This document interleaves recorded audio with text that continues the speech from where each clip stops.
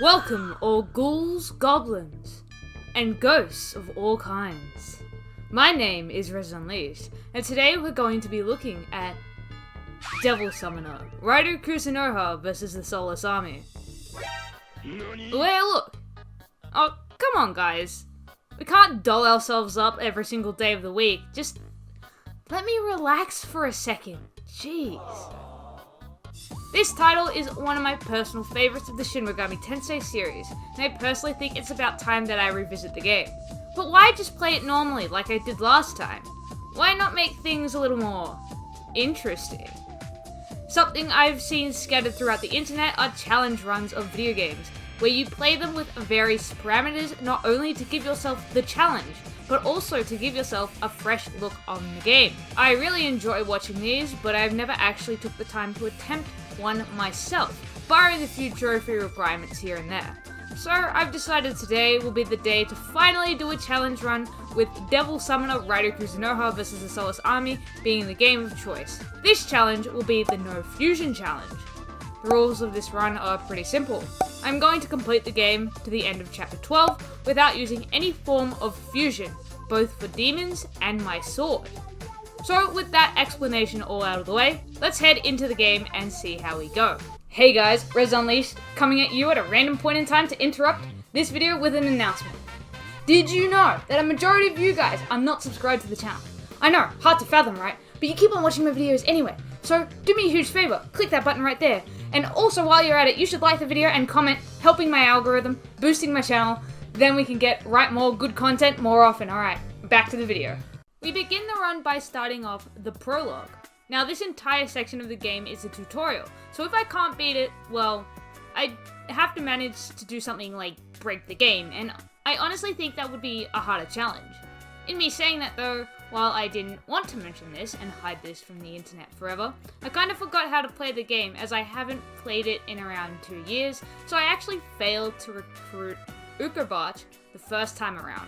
Yeah, that was pretty embarrassing, but don't worry, I quickly recovered from my stupid errors and we captured our first demon to start off the run. With our newly acquired ally, we can take on the rest of the tutorial no problem and gain the title of Raidou Kuzunoha the 14th. Then we are sent to the capital where the story unfolds at the Narumi Detective Agency, and it all begins with a young girl, Kaya, going missing.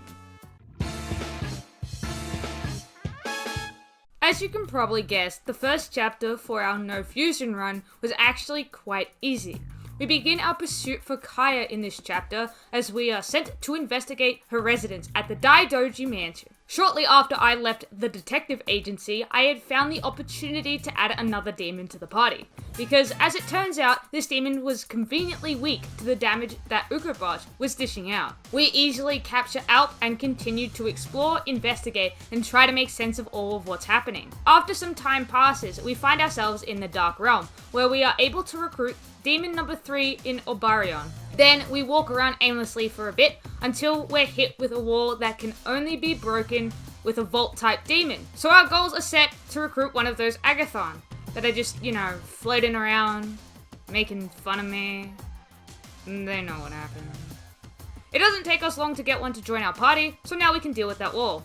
Once the wall goes down, we are greeted to the first boss fight of the game against Sushi Gumo. Well, 3 of them to be exact. Now my initial thoughts of this fight were that it may be difficult because hitting them with my sword wasn't doing that much damage. And there were 3 of them. So at that rate, they would kill me before I would kill them. But what if they couldn't kill me that quickly?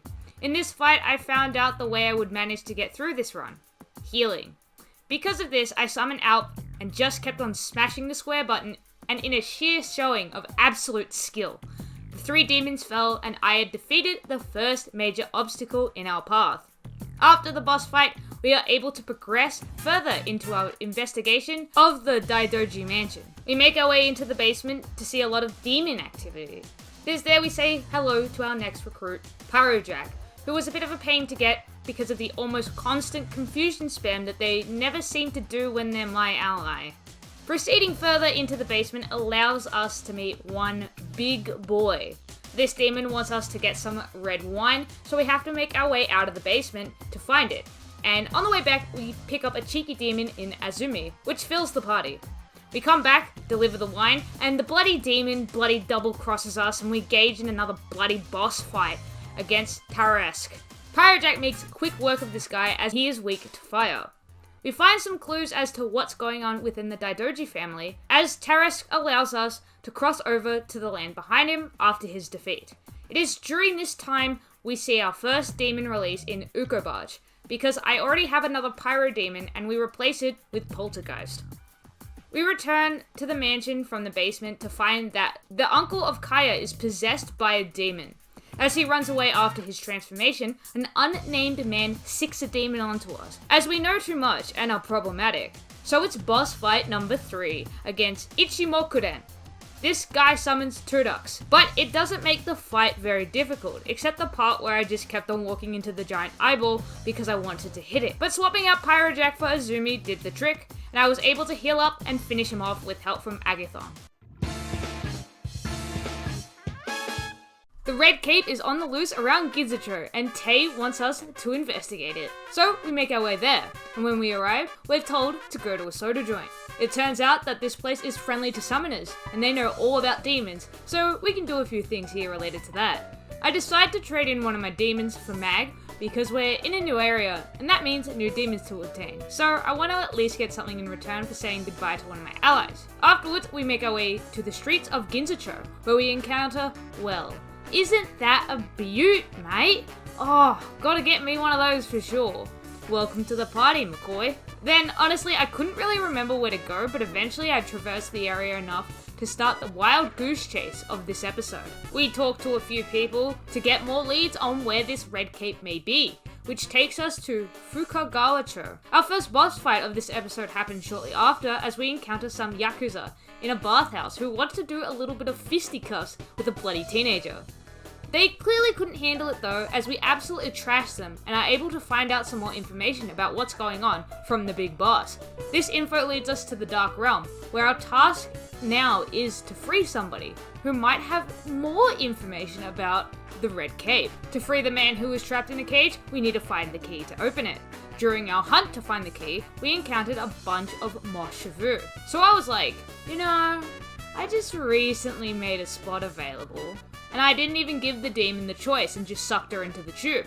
Proceeding forward, we encounter the second boss fight in this chapter after locating the key and freeing their prisoner. These soldiers did pose quite a threat, and heck, I was very afraid that here would mark the first death of the run. But luckily, Moshavu is absolutely broken, and she kept on spam healing me throughout the fight. Now that we've defeated them, it's back to finding where the Red Cape is located. We're informed that they're in Ginzucho, and that in order to potentially encounter it, we need to go to a certain location on a full moon. But before that can happen, I'm a high enough level now to obtain one two-headed doggo. So we hunt down and obtain Orthrus as our next party member. It's not too long after this that we also recruit Raidou. These new members come at a cost, however, with us having to say goodbye to Agathon, Poltergeist, and Azumi. So now we've come to the point where we're up against Oboroguruma, who is supposedly running people down in the area. This fight was incredibly easy, abusing Moshavu with her healing skills, so we are just able to slice and dice without being punished. Once we defeat the boss, we find out that the Red Cape is in Dark Ginzucho, so we have to head off there, and this time, instead of chasing information, we're just chasing down the Red Cape. By this point, I'm getting tired of, just going back and forth, chasing around literally everything, but we have to press onwards. During our pursuit of the Red Cape, we encountered a bunch of pirate skelly boys, and because I conveniently hit their weakness with my trusty two-headed doggo, it was only natural that Turduck joined the crew. We then proceed to chase the Red Cape around Dark Ginzucho until we manage to corner the thing, and you guys should know what comes next. It's boss fight time. This is the final fight of the chapter, and it did get a bit hairy at times, as this guy can immobilize you and deal out a butt ton of follow-up damage. However, this guy isn't smart enough to attack the demon, so I end up just getting healed the entire fight to pull out the sweet victory and complete the chapter. We need to investigate the Daidoji factory that is owned by Kaya's uncle. Tei has a lead, and she's already gone ahead of us, so Narumi wants us to catch up with her and make sure nothing bad happens. Except it does. Tei ends up being a hostage while the mysterious man who summoned Ichimokuren in the first chapter makes a return. He seals the door with a spell which can only be broken by obtaining 3 shards, which are located within the 6 floating dolls he has summoned around the room. These dolls allow you to enter a small realm which consists of many small rooms in a hallway type fashion. The problem here is that there are plenty of dragon's jaws, so it ends up being split into 3 areas.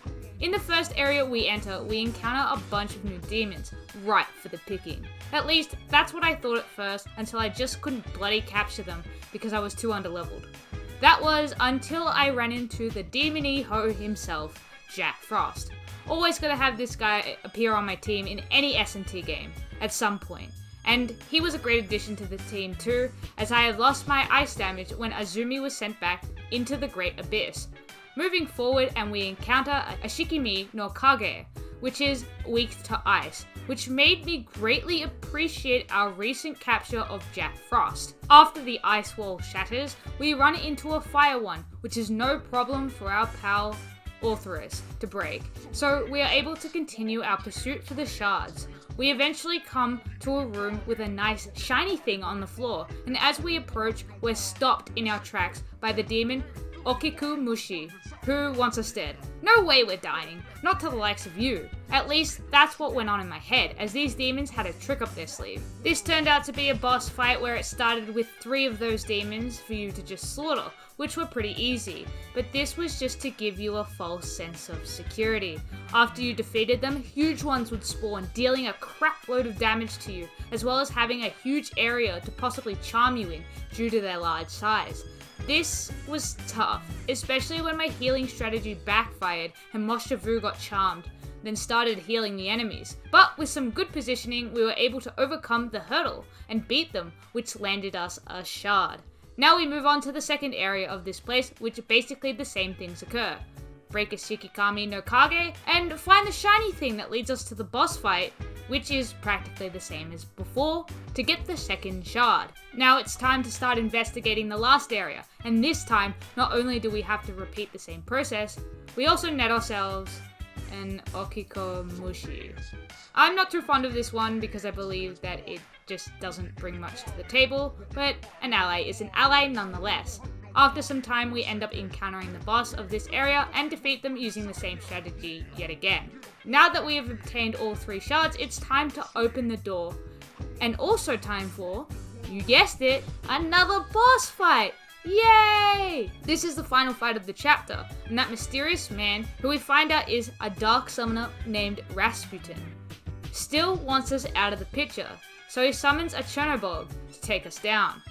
This fight was misleading at first, as I slayed the enemy that stood before me with little effort, except for dealing with being confused. Man, that's so annoying.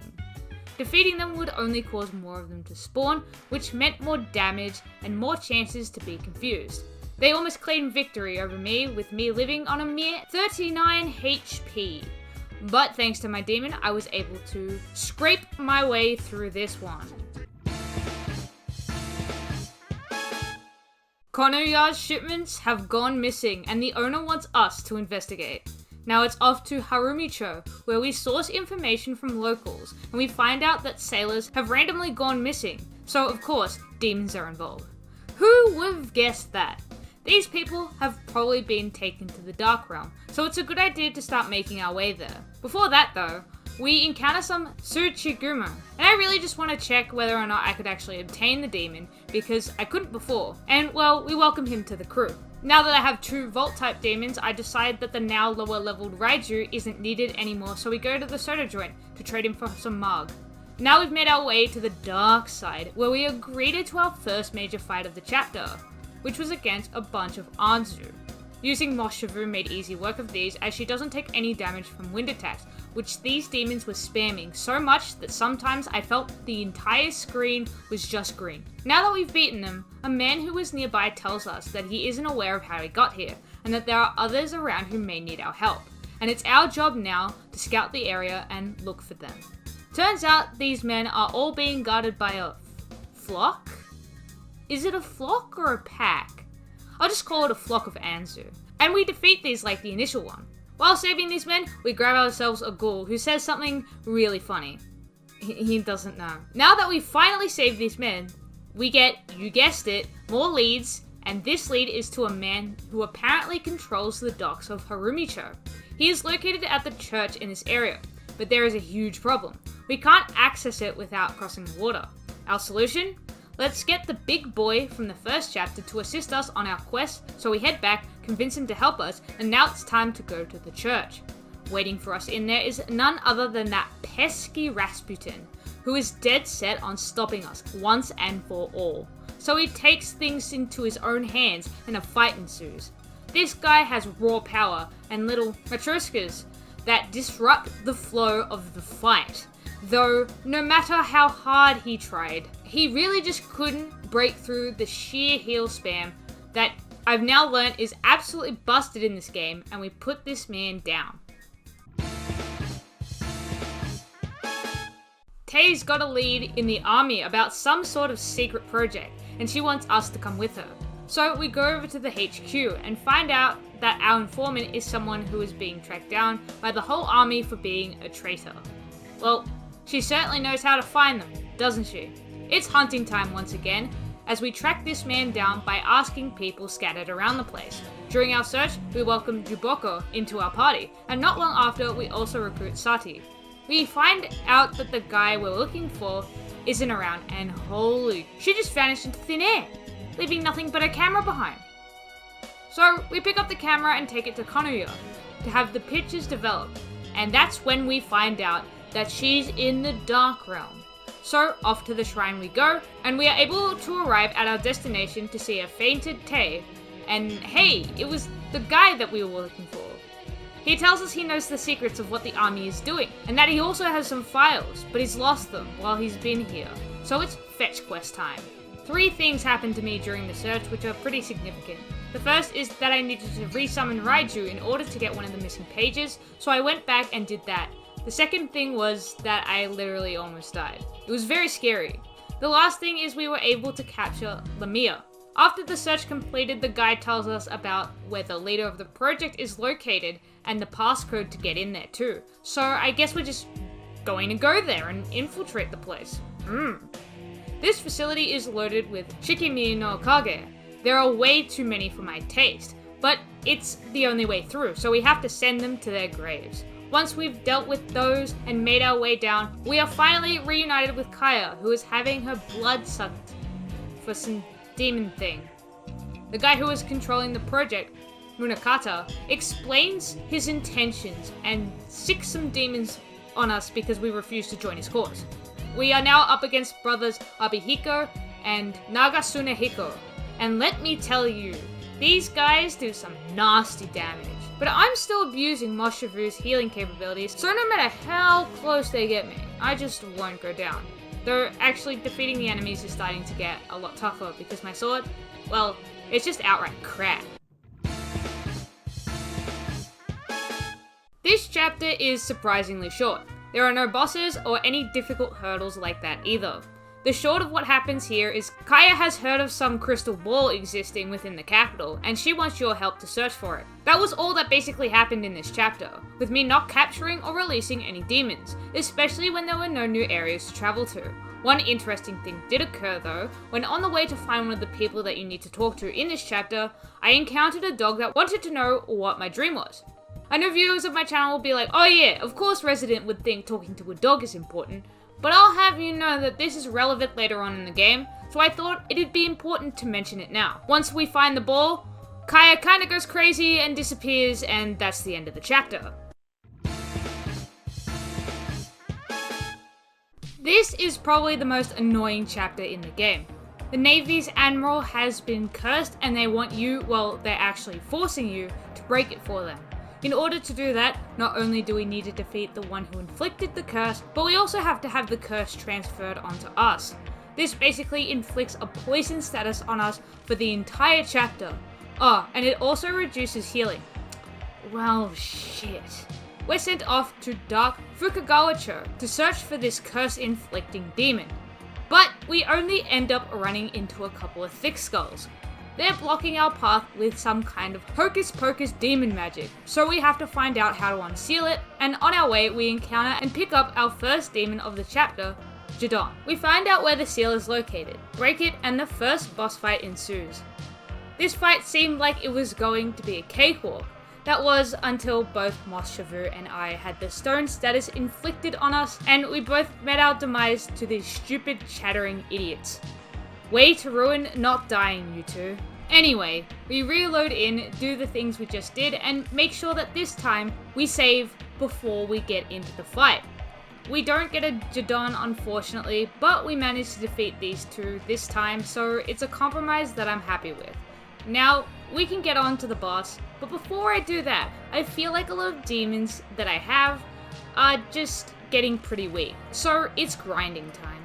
During this period, we obtain Rajanaga, Jadon, Nue, Ikusa, and Triglav. We also send off Ghoul, Raiju, Sushigumo, as we don't need these Vault Order demons anymore with the addition of Nue, and Ghoul is kinda just, not very useful at all. Now that we've got ourselves some stronger demons, it's time to take on the boss, Hitokoto Nusi. And let me tell you, it was pretty long. This guy has so much HP, and my sword is still pretty crap. So I end up taking a lot more damage in exchange for the damage I do to him. This thing also changes forms throughout the battle to have access to different elemental attacks, but this part didn't really faze me too much. With the curse still attached to me, it may have been harder to use my normal strat of just having Mos Shavu spam heal me, as the healing was cut in half, but there was an easy way around this. The healing reduction didn't affect one of my new allies' abilities, Dia Aura. Thus, this time I abused Rajanaga and just slowly chipped away at the boss until I emerged victorious. Now the curse is lifted, and we can move on to the next chapter. The Navy has us under their thumb now, and there is another problem that only we can put an end to. There have been strange occurrences at a radio tower, with the strange part only meaning one thing: demons. So with no choice in the matter, we have to go investigate it, but not without doing a couple of things first. Buy some items from ye old local shop, and make sure demon loyalty is nice and maxed out. Once that's finished, we make our way to where the radio tower is located, and it's not too long after we're there that we run into a new demon that we happen to just immobilize by hitting its weakness, so Kurama Tengu joins the crew. Afterwards, we make our attempt to enter the radio tower, but we are stopped by a soldier that clearly knows something but won't tell us anything because he's a bloody jerk. So we have to use Read Mind, but one problem, we don't have a pagan demon. We now have to head back to Konoha and use Victor to summon a pagan demon. And Alp is the cheapest, so let's go with that. We head back to the radio tower and go infiltrate the soldier's head, which basically informs us that we need to go to the Dark Realm. Wow, what a shock, right guys? So we head to the shrine, convert to the dark side, and attempt to make our way into this tower, which looks really ugly. Out of the front of the place, there are some guards stationed there, just waiting for the moment that they get to kick my ass. And honestly, they do this with the first boss fight of the chapter, resulting in another death. I straight up just took more damage than I could handle, and I just let Rajanaga die like a monkey. So I honestly really deserve that. Learning from our mistakes though, we load back into the game, and the second time it was they who got their asses whooped. Now we can proceed to climb the tower, where nothing much happens besides the occasional confusion with which platforms go where. When we get to the top, of course Munakata is there waiting for us, with his stupid plan and a demon to sick onto us. After the guy finishes his bloody dumbass monologue, it's time to fight, and let me tell you, I hate this boss with a burning passion. Misakuji has two signature attacks, Cursed Emission and Cursed Bolt. I'm fine with Cursed Emission. It's something that can easily be dodged, and if it does manage to connect, no worries, my demons will be able to heal me up. However, Cursed Bolt is an area of effect attack which charms, meaning if it hits my demons, it'll start healing this boss, who has an enormous amount of HP. This made the boss fight extremely tedious, especially with the still crap sword we possess. But we played patiently and respectfully, and because of that, we send this demon to the grave. The defeat of the demon causes an old face to show up afterwards, Rasputin. To prevent us from interfering with the project any further, he sends us to another space-time continuum.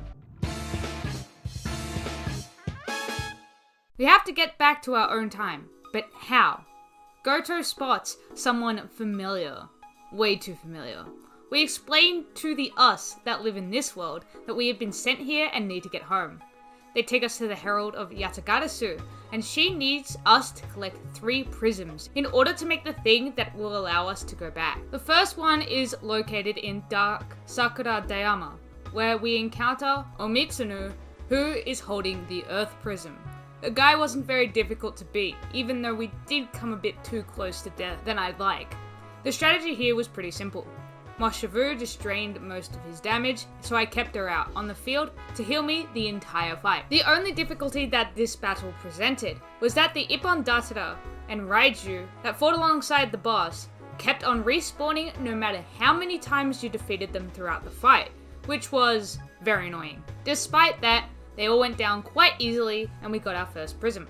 Next, we're in Dark Ginzasho, where we're after the flame prism that's guarded by Kuzunoha. We get to challenge the demon only to have our asses completely handed to us on a silver platter. Because sleep, well, it's kind of OP if you ask me.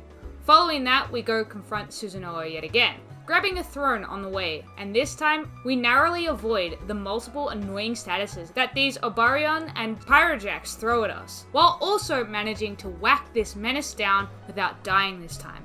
With the flame prism in hand, it's time for us to travel to Dark Harumicho in order to fight the last boss, Orochi, who possesses the water prism. But before we do that, we have to recruit the small version of the big boy. This fight honestly was the easiest out of the 3, as the other demons that spawned alongside Orochi couldn't really do much to aid the demon, using the power of healing and being able to not take damage from ice. Thanks Raja Naga, we defeated him and claimed the last prism. Back at the shrine, the Herald fuses the pieces together to create a Matsu Kanagi, and from there we are able to transport back into our world. Oh, and somewhere in this chapter we get rid of the Alp that we needed in the last one, as she just doesn't really make the cut. Lamia also didn't make the cut either. I can't believe that the demon was that forgettable, but oh well, life moves on. We've made it back to the capital, but Narumi has tried to end things himself. We have to find him before he does something really dumb, like I do all the time. We ask around town to try and get any lead on where he may be located, and we find out that he went to the same underground facility that we initially found Kaya in. Like last time, there are a butt ton of walls we have to make our way through, but unlike last time, we have to solve some puzzles as well. During this phase of the chapter, I encounter none other than the one and only Cerberus. So it's grinding time. Not only do I reap my reward for the grind in obtaining Cerberus, I also am able to recruit Pravati too, which is great because she has Meteor. And you guys all know how much we bloody spam the ever-loving crap out of healing skills. Now that's all done and dusted, we make our way through the last wall where we encounter Narumi. Then we knock some sense into the man and move onward to confront Munakata, who turns out to be Sukuna Hikona. This boss fight was unlike any other so far. It was nearing hell. I did very little damage to the demon and it dished out more than I could chew, which usually would be counteracted with some healing skills, but this slimy bastard has the ability to seal away your demon for the rest of the fight. Quick actions were the key to defeating Sukuna Hikona, and after a lot of patience and persistence, I was able to push through despite my star pupil, Raja Naga, getting sealed away. Our victory was shortly lived after the fight, as even though we had triumphed over the demon, the project had still gone off. We need to save the capital, and we're running out of time. So, how do we do it? How do we stop the giant demon robot that totally reminds me of Evangelion? Crashing the satellite that's powering it, of course, but small problem. The rocket itself won't be able to break the device on its own. So it turns out I need to send a demon up there, and I decided that Triglav would be the one to do the job. we bid farewell to our ally Goto, who also went to assist in case something went south. A short period of time passes and Triglav arrives at the core, which needs to be destroyed. I honestly thought that this may be problematic at first, especially because the demons that infinitely spawn to protect the core are power, which have access to wind skills, which I am weak to, but it actually wasn't that hard. My winged fury attack basically one-shot them, and sometimes they were blowing some ice skills my way, which filled my HP bar up nicely. The only thing I had to worry about was being stunned for too long in this fight, but otherwise it was really quite the opposite to what I expected because I was ready for a challenge. Though we do end up defeating the core with our trusty steed Triglav, it was a hollow victory, as this would be where we would permanently part ways and move on to the final chapter. This is where things finally started to kill me. Narumi, my man, if you thought it was all over, this is where it really began. It wouldn't be a Shin Megami Tensei title without a final boss that followed multiple other fights, right? But not only was it just that, I had to go back and fight 6 major bosses from previous chapters, while being pretty underleveled. Now, the run so far was pretty straightforward and simple, even if my sword had a whopping power level of 10. So we followed the possessed Kaya into the Akarana corridor, and here starts the descent into madness. Fighting the first boss was quite easy. Just summon Parvati, and Ichimoto-ken should fall, while she deals out the juicy electric damage and heals me, so no matter how stupid I play this, I should be fine. Next we have the Red Cape, and I honestly just did the exact same thing as I did in Chapter 2. Summon Mosh Shavu, and just start whacking the thing until it falls. We moved on after that to fighting Rasputin again, and I just had Rajanaga at my side to heal me over time while I pummeled him yet again.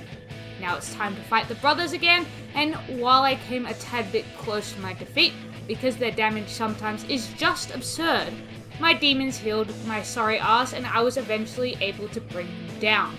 After defeating them, it was Hitokoto Nushi who wanted to duel again, and this time it was a lot tougher than the first. It just felt so much harder to take down, but this boss required patience more than anything. Just play safe, whack it when you can, and it'll fall. Now we have to face Misaguchi again, and this time it was no pushover. The first time I tackled this demon, I died, and it's still because of those bloody cursed bolts, which are, by the way, really cursed, and I hate it.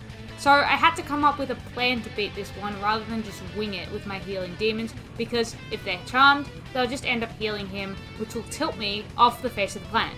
I managed to come up with what I believe to be a foolproof plan. Use Rajanaga in the first phase of the boss where it doesn't have access to Cursed Bolt, and then use Tarrasque to hit its weakness when it does have access to Cursed Bolt.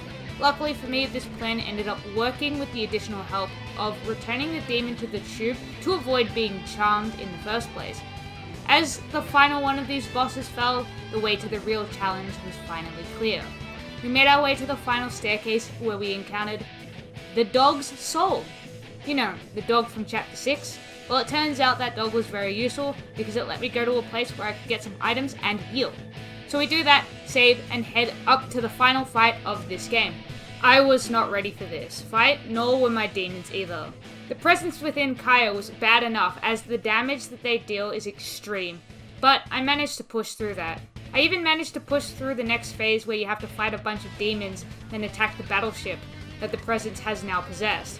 It took several tries to kill it, but I pushed through it.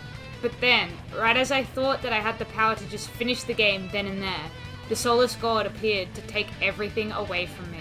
2 hits and I was dead. It was over. After everything I had done so far, I felt defeated, so I actually turned the game off and left it at that for the day. Then I started watching As the Gods Will. So that night, as I was going to bed, I thought, what was the problem?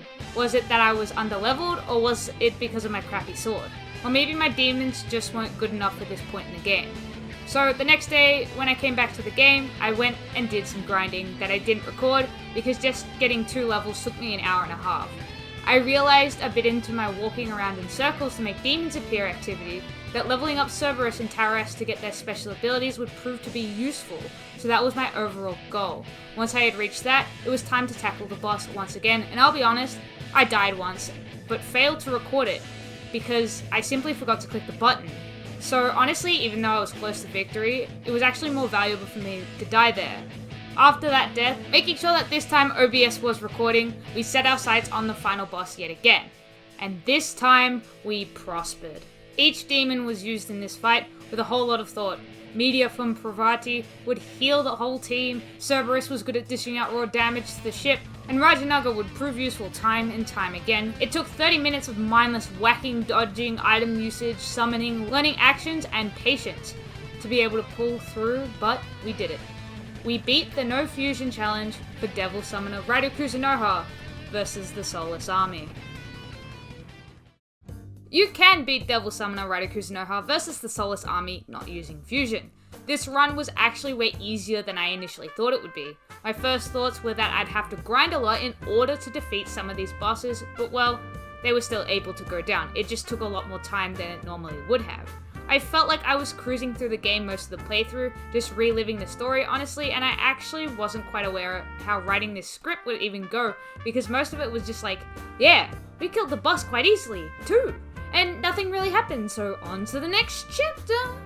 I did have fun doing this challenge though, even if at times I was thinking about using the fusion mechanic and almost pulling the trigger to end it. Now that I've completed this, I want to see if another challenge can be done in this title. But it's really hard to think about the parameters when you need demons outside of battle to pass through the story. I'm sure I can come up with something. Hell, I might have just thought of the perfect thing. But if you want to see that, you'll have to let me know by leaving a comment down below, telling me that you're interested. Now, with that all being said and done, my name is Rez Unleashed, the resident who completed the challenge and unleashed it out into the world, and I will catch you all next time.